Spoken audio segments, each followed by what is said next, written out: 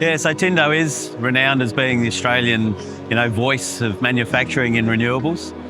We're the only ones doing it from a panel perspective.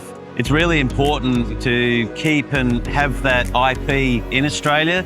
So we employ over 70 people. If it wasn't for us, they'd have to go overseas to work in the field that they're experts in. So we're really proud of that. And the fact that we're building high quality modules that stand the test of time, we're really proud of the fact that we're doing it and doing it here in Australia.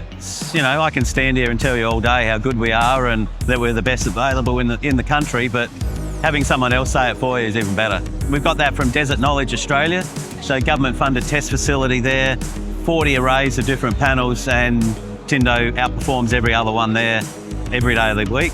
And then recently, Choice Magazine, Tindo ranked #1 and was recommended by Choice as the best panel available in the country by quite a margin. We just want to do the right thing by ourselves, our customers, the country, and produce high quality products. So values of precision and excellence and longevity.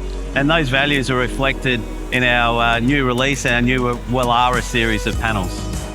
We were fortunate enough to win an arena grant of $35.8 million over the next 7 years, and that's in the form of predominantly a production credit.